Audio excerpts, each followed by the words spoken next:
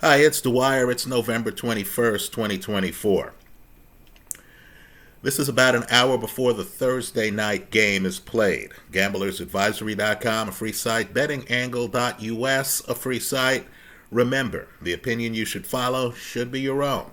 Just consider this video to be a second opinion from a complete stranger online. Now, this is the time before Thanksgiving where you're going to have some completely mispriced futures. Completely mispriced. Right now, looking at the futures board, and we're just looking for value here, not the most likely winner of the next Super Bowl. In my opinion, the team that represents the best value as of today, and this changes over time, right? Wins and losses affect the value. But the team that represents the best value are the Los Angeles Chargers. Right, folks? Look at the defensive numbers. They are staggering. The team is much better defensively than it is offensively. And their quarterback is Justin Herbert. Now, why do we say that futures are a better play than taking it game by game and getting a minus 110 or a plus 110? Well, it's because of picks like this. Understand, you're getting the Chargers at 28-1 right now. 28-1. Chiefs just lost the game. Buffalo, in recent years, during the Josh Allen era, has had problems in the playoffs. Russell Wilson is new to the Pittsburgh Steelers. The Houston Texans offense has been a bit anemic. If you believe, like I do, that a roughhouse defense has a chance to do some damage in the playoffs, right, especially given Lamar Jackson's record in the playoffs, well, this 28-1 play will hedge a lot of bets, won't it? Let me make a second point, and then I'll terminate this very short video. The shortest odds to win the Super Bowl right now are the Detroit Lions. You're getting them at a plus 400. Now, let me just make a point. If you believe in Detroit, understand you're not going to get close to a plus 400 if you wait until the next to last week of the season. If you're one of these people who needs to wait to make sure the team has the one seed, you're going to miss a lot of the value. Right? Detroit, for all they've done, defensively and offensively, I know they've had big injuries. Right, Hutchinson? That's a big injury. But Detroit, at 4-1, looks like a bargain to me. But let's talk about the real bargain here.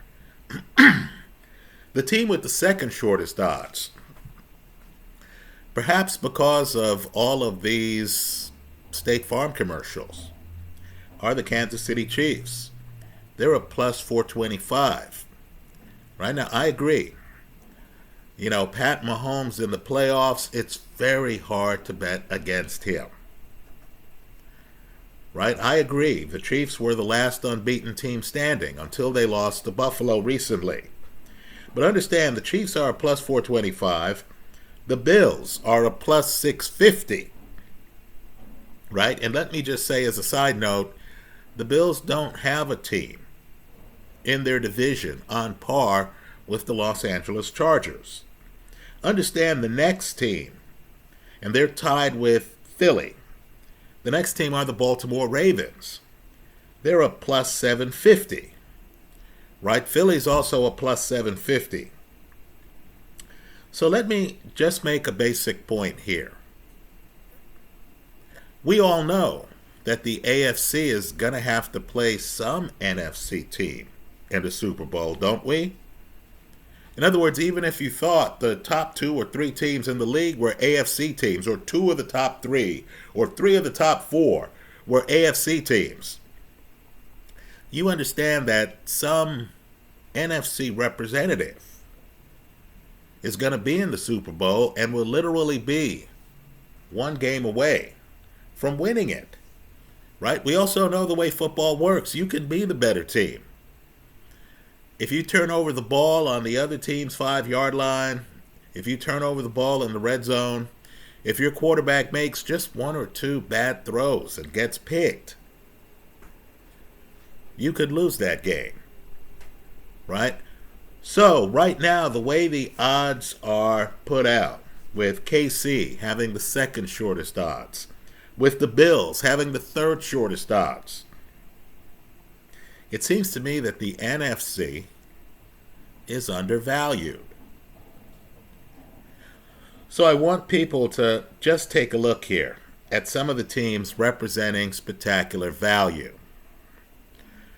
The Green Bay Packers, 20-1, right? 20-1. They're playing the San Francisco 49ers this week. Folks, that's probably the biggest game this week. Understand, the 49ers are on life support. I don't care what roster they have. I don't care how much talent they have. I don't care that they're the defending NFC champions. They lose this week, and it might be time to stick a fork in them. They need this win. But just to understand, Green Bay this week is playing at home. Right? The Niners were not the only team to make the playoffs last year. Green Bay did. There's a chance that Green Bay could win this game, could put the Niners away. You're getting Green Bay right now at 20-1 to win the Super Bowl. Right? Understand, they don't have to win the Super Bowl for you to get a profit if you know how to hedge. If Green Bay, and look at their record, if Green Bay makes the playoffs, and you're dealing with 20-1 odds, and they're playing some tough team, and you think to yourself, Green Bay could well lose this game, you can hedge. Understand, you have a lot of runway to hedge because you got 20-1. So let me just say, Green Bay represents compelling value. The Philadelphia Eagles, talk about talent on offense. As long as A.J. Brown is in the lineup, folks, the team's loaded. Did I mention Saquon Barkley? Right? Jalen Hurts is still the quarterback. Right? The other wide receiver is a Heisman Trophy winner. Philly's a plus 750 right now. So, just understand, a few strategic bets will set you up for the penthouse. Let's say in the NFC, you think that the plus 400 on the Lions is too expensive. Right? If you take Green Bay 20-1, San Francisco, the team I still think has the most talent, haven't played like it, are missing Brandon Ayuk. But folks, they're loaded. Right? They're loaded. If you believe San Francisco beats Green Bay, and understand, someone's going to win that game. Either San Fran or Green Bay. The odds of a draw are low. You can get the 49ers right now at 12-1. Right? I know they gave away that game to Seattle. I know they've had problems in the division. I'm not saying the Niners are perfectly situated, but they still have the entire month of December and games left here in November, don't they? Folks, you're getting them at 12-1. Understand how it works. Let's say I get San Francisco here at 12-1. Let's say I get Green Bay here at 20-1. Why? Because I know someone's going to win that game. Right? Betting both gives me the winner. Right? Now just understand, we get into the playoffs, both of those teams are tough outs. Jordan Love, Brock Purdy. Right? Both of them are tough outs. Two of the better coaches in the league. So let's say they play Detroit. One of them, 1 week, plays Detroit in the playoffs.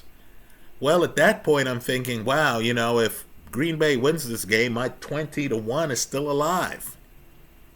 I can bet a little something something on Detroit, just so I have both halves of the play. If Detroit wins, you know what? If I bet $1 to get 20, I'm just using round numbers. If I bet $1 to get 20 on Green Bay, and they're facing Detroit, I can say, you know what? Normally I'd bet $3 on Detroit to win this game. But why don't I up it now to 5? Because I have some protection, don't I? If Detroit loses this game, I still have Green Bay going on to the next round. Right? Because I have possible winnings, not expected winnings, but possible winnings. At 20-1 on the other side of the play, I can bet a little bit more. Can I? On the Lions. Let's say the Lions win that game. Let's say the next week they're playing the San Francisco 49ers. Right? Because the Niners are made to upset teams in the playoffs. Right? Niners could be a low seed. You know what? Nick Bosa is still on that defensive line, isn't he? Right? That Niner defense is still dangerous, isn't it? Brock Purdy not only has Super Bowl experience, when he left the field in overtime of last year's Super Bowl, he had a lead. Right? The Niners have been in the playoffs, deep in the playoffs. Hell, they've been to the Super Bowl and faced Pat Mahomes in the Super Bowl multiple times. They were a dangerous team. So let's say Detroit gets by Green Bay. You know what? Here I have the Niners at 12-1.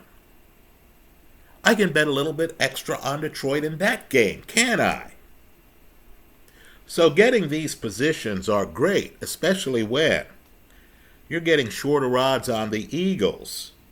You're getting longer odds on the Eagles than you are the Chiefs and the Bills right now. Right? Let me just point out, too. You know, teams like the Eagles, where they have a new defensive coordinator, Nick Fangio, and where the defense suddenly in the middle of the season starts playing spectacular football. And when you're looking at the team and you're seeing heavy personnel, and you're looking at their division and you understand they're in the catbird seat in the NFC East, right? All they have to worry about is a fading Jaden Daniels and the Washington Commanders, who defensively don't come close to Philly. So understand, you look at Philly. By the way, Washington 33-1 right now. You look at Philly, and you're getting Philly at a plus 750. Folks, that bet makes itself. I believe Philly wins the NFC East. I believe with this defense, with this rushing attack, and keep in mind, whenever you're thinking of the playoffs, you have to think about, outside conditions, the weather in January, right? If Philly has a tough game outdoors in January, let's say there's a game in Philly, after all, they'd be the division winner. Let's say there's a game in Philly and the weather's not cooperating. It wouldn't be the first, snowy, windy game in Philadelphia in January. You understand that this is that rare team where they can decide, okay, let's run the football. Right? Figure out who's built for bad weather. Right? The teams that can run the football have an edge. Philly is one of those teams. Let me close by saying this, and I don't want to sound too critical. Right? I am concerned about Jared Goff. There seems to be the feeling that he plays a lot better indoors than out of doors. Right now, things are good right now because, of course, Detroit has the best record in the NFC, but not by much. Right? We need to think about all contingencies here. Right? Understand, If you believe that Jared Goff is better between the numbers than outside the numbers, if you believe that something's going on with Jared Goff in big games, in, let's say, less than ideal circumstances, if there comes a time, and Lord knows this has happened in the past, where the team that everyone assumes in November is going to be the 1 seed doesn't quite make it as the 1 seed. And if you feel that Jared Goff might be in some windy, cold place like Philly in January, playing the Eagles on the road in the playoffs, right? Just understand that there is the school of thought out there that in such conditions, Jared Goff is well below his best, right? You need to think about that. You have some strong-armed quarterbacks out there. You have some quarterbacks who, for whatever reason, play well in wind. I think Brock Purdy, for whatever reason, plays well in windy conditions, right? Let me also point out, too, some quarterbacks are more mobile than others, right? If the line breaks down, you know you're in trouble trying to find a Jalen Hurts, don't you? Right? More trouble than you are, let's say, trying to find a Jared Goff. So, factor all of this in, just understand, right now, a team like Philly is a screaming buy, just price-wise, based on the board, because too many teams are getting shorter odds than them, particularly given their record, right? Detroit, shorter odds. Chiefs, shorter odds. Bills, shorter odds. Ravens, same odds as Philly, right? I would say Philly's mispriced. San Francisco, you know what? Everything here is existential at this point. But if they beat the Rams, if they beat the Pack, right? And that's a tall ask. But if they beat the Pack, you'll be sitting with one of the most talented teams in the league, and you'll have them at 12-1 if you throw $1 at these current odds. Let me just say, too, that the way odds work is you may have thrown some money on San Francisco in late August, right? You looked at the teams, you thought to yourself, wow, Arizona's not ready. Arizona's exceeded expectations, right? You thought to yourself, you know what? For whatever reason, Kyle Shanahan has a good time of it with the Rams. You thought to yourself, young coach in Seattle, San Francisco has the edge, right? So, my point's simply this. If you threw money on San Francisco earlier and you got a plus 600 or a little bit worse than that, right? My point to you is, why not throw $1 or $2? Right? I use the word dollar loosely. At San Francisco at these odds. Right? 12-1, folks. 12-1. If they right the ship, it's a big if. If they beat Green Bay in Green Bay this week and then win a few games, right? Who knows what'll happen? You'll have them locked in at spectacular odds for a team of this quality, right? Let me just say, too,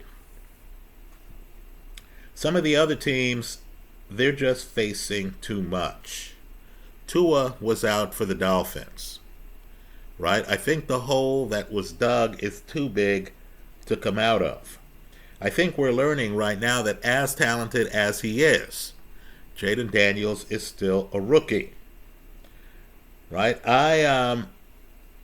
Denver, I'll agree. Bo Nix looks like Bo Nix. If you're a Pac-12 guy, this is the guy. This is how he looked in college, right? Heavy upside. The problem is he's a rookie. This is the time of the year where you need to fade rookies. I know Denver's defense is tremendous, I know Denver's looked good in some key games.